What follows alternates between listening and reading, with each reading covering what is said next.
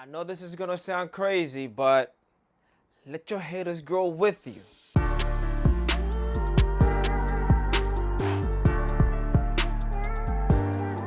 What's going on, mi gente? Welcome back to the channel and thank you for joining me in this journey that we call life. So let's make this journey our journey. And if you haven't done so, please hit that subscribe button, press that like button, and share this content with whomever you think this is going to be a blessing to. So Jesus began to speak to his disciples about a parable about the wheat and the tare. Now, I'm not going to go through the entire parable, but the focal point of this parable was that there was a farmer. He planted some wheat. His enemy came and planted some tare or some weed, but not the good weed, if I can say that, but the bad one, right? The bad one. That's not supposed to be growing with wheat, right? So his enemy came, planted with him. They both grew together. His servants now come to him and ask him, hey, should we remove it now, even though we found out that it was too late? And the owner of the land said, nah, leave it alone. Let them grow together. Now, after the harvest, after they both have grown, something very interesting happens. The wheat grows more than the tare or the weed at this moment. So that's the reason why the owner of the land told them, let them grow together, because there's going to be a great distinction between the wheat and the tare or the weed once they have grown up. Now, where is the application in this, right? Well, what's gonna happen is that if you're doing the right thing, if you're doing what you're supposed to be doing, if you're doing it the right way, right? People are always going to hate on you. That's always going to happen. There's always going to be some type of hater. But you know what? You should not allow those haters to stop you from doing what you want to do or what you're supposed to do.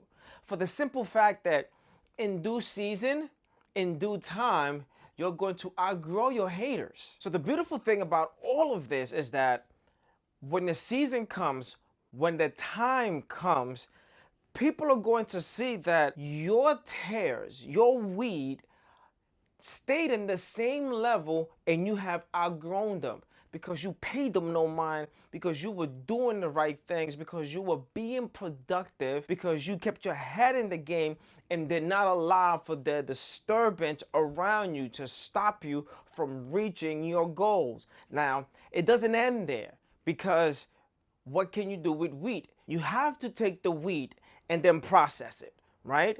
Because after that, the wheat becomes dough. And after you make the dough is when you bake it into a bread. But it doesn't stop there. Once you become the bread, now it's your turn to feed others. You see, you can't feed others while you are as wheat or as plain dough. You have to be put through a process that you become bread, so then it can be shared for others to eat, to be influenced by, to feed, for them to grow, for them to get nourished, for them to be healthy because they have eaten something of substance. So what happens to the tare? They have to be yanked out from the ground. They have to be separated. The tare doesn't stay there. What happens to the tare is that they get picked up and they get used as fire for the furnace. Your haters are going to become the fire that you're going to use, that you're going to need to go through your process, so then you can be a light, so then you can be a shining light to others around you with the giftings and the talent that God has given you. They are going to be the fuel that's going to push you out into the spotlight. They are going to be the people that are going to point you out, and they're doing it negatively, but what the people around are going to see is the positiveness that you have, the anointing that you have, that God has placed on you. Let the haters hate. because that is going to be used to propel you forward, to propel you outward. What they did at that moment is that they pulled them out and used it for the furnace. They served their purpose. They didn't feed anything. They couldn't be used for anything, but only to fuel your passion, to fuel your drive, to fuel your productivity, to fuel your process.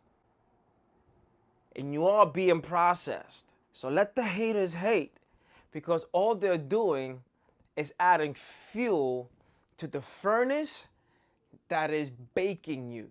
So you can then come out smelling sweet like that bright morning Italian bread that is nice and crispy and crunchy, and you can just smell it when you're driving past the bakery. And I'm sorry if I'm making anybody hungry. I apologize. So why are you so worried about your haters? They're going to fizzle out. They're going to fade out. All you have to do is continue to push forward. Keep pushing forward, because they're going to be the fuel that you're going to need, so then you can be spread to others and feed others what you have been placed here on this earth to do. So let the haters grow with you.